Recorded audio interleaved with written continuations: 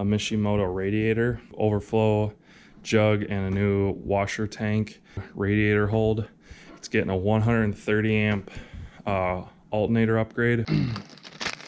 These smog plugs, that's the power wire for the alternator.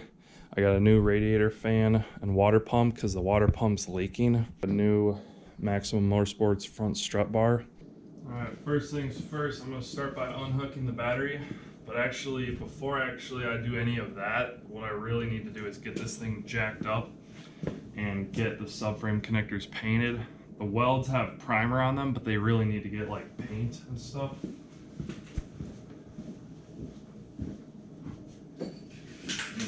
For that, I picked up from Napa. I got some of this Krylon Industrial Rust Tough, and I wanted black paint, but I wanted something that was like real tough and that will hold up to, you know, being on the underside of the car. There's no rust on the car, but I want to make sure that what I put under it is like really durable and isn't gonna like chip off and stuff. So I'm gonna get the car jacked up. I'm actually gonna crawl under there and show you guys what these subframe connectors look like. So this is your main rail that goes from the front subframe to the rear.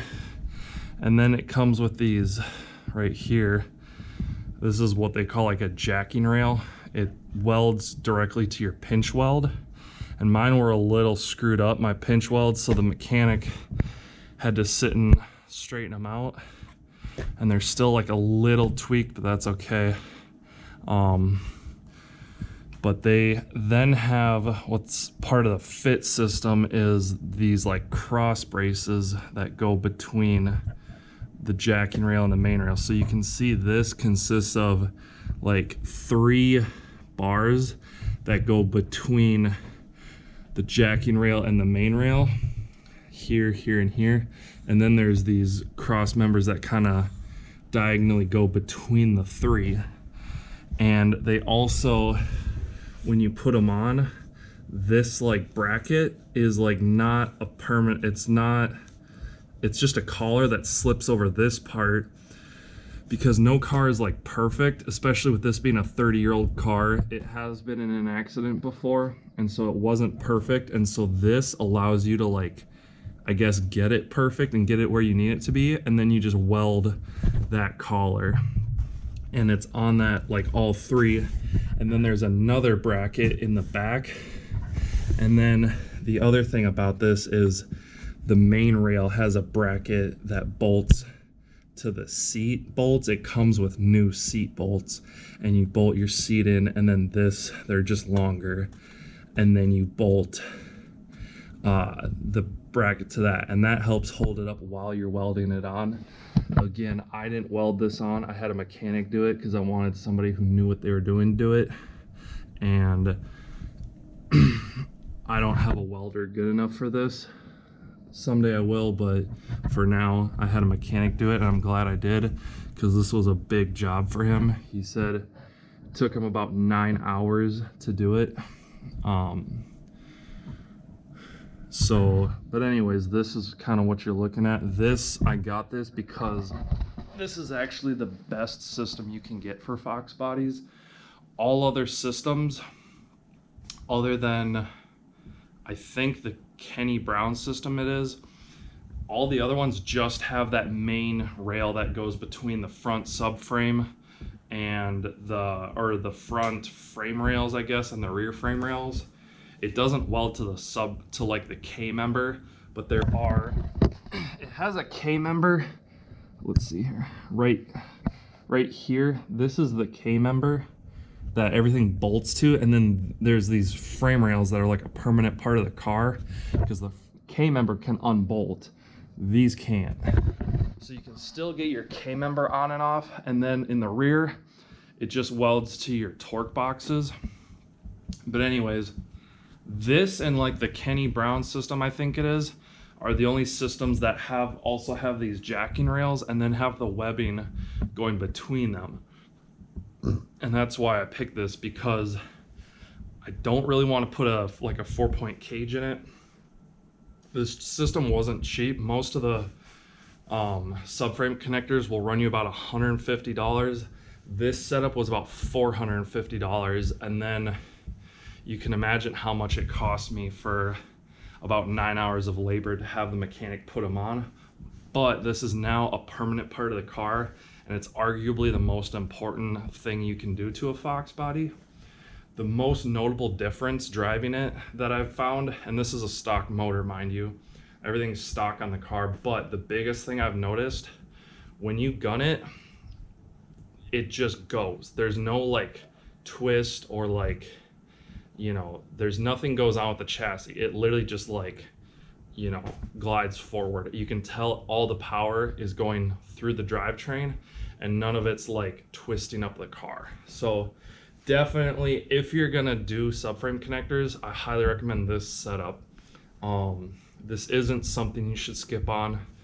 Don't get the bolt-on ones, and don't really get ones that are just the main rail. Get this system where you have like the jacking rail and everything, because this is the best one. This is what you want. And I could even jack the car up by these rails. I could jack it up on the side. I could jack it up anywhere on the subframe connector setup. These rails are very beefy and very heavy duty. They're not just some, they're very heavy. I should have weighed the whole system. It might have added weight to the car, but it's down low and in the center, exactly where you want weight. So it's definitely weight worthwhile. And actually, like these cars need it. These floor pans on these cars can crack. They're that thin. And the whole car, even on a stock motor with an automatic transmission, when you gun it, you can feel the car twisting up. The cars squeak, they rattle, they twist. They're not stiff cars. They have a lot of flex to them. So this, and then the front and rear strut tower bars are the biggest things you can do. That rear strut bar did so much for the car. I could feel a difference just rolling out of my driveway. And I don't have a very heavy undulation at the end of my driveway. It's not like I have one of those gutters or a big crease. It's pretty mild, but I could feel it right away. Anything you can do to stiffen up these cars will help them tenfold. All right, so I finally got the front half of the subframe connectors painted. So I'm gonna move on to the rear. And the other thing, what do I do with the can? The other thing that I wanna do while I'm under there, up in the frame rails and then also in the jacking rails and up in the subframe connectors, I'm gonna use this stuff. This is AMSOIL heavy duty metal protector. And it's this like, I've never used it before, but people who do body work have told me about this stuff and it's very good. It's basically like a waxy, like oily coating that sits inside of frame rails or whatever, and it'll basically help prevent rust. So the goal is to preserve this car best as possible.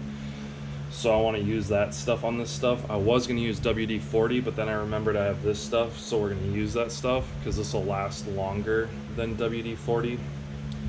This car never gets driven in the winter and rarely ever gets driven in the rain. I try not to drive it in the rain, but it does get driven in the rain. But I just want to do everything I can to keep this car from rusting. Eventually, I would like to dip the car, but until then, I want to do everything I can so that nothing rusts. You know what I'm saying? Alright, so I'm finally done with spraying all the subframe connectors.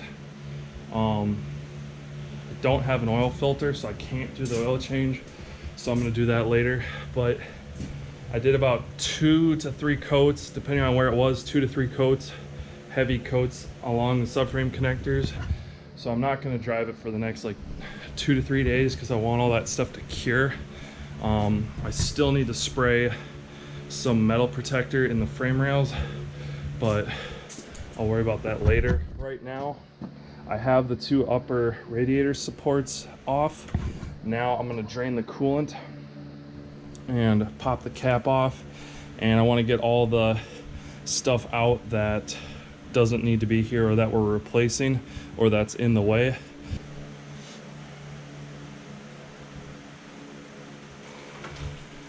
So that's drained, so I'm gonna work on getting this upper rat hose off.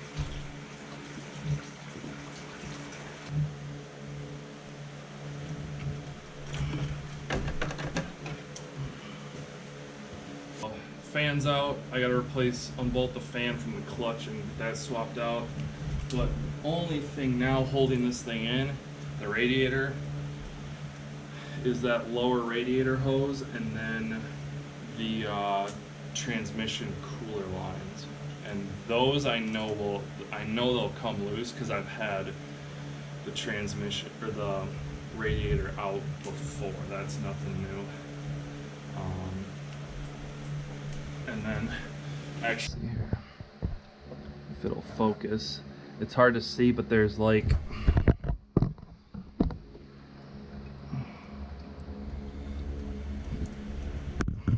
a hairline crack right there on the water pump, and you can see how the water pump's all stained with coolant. That's not just overflow from me pulling the upper hose off. That's actually just from the crack in the water pump. So that's why we're replacing that.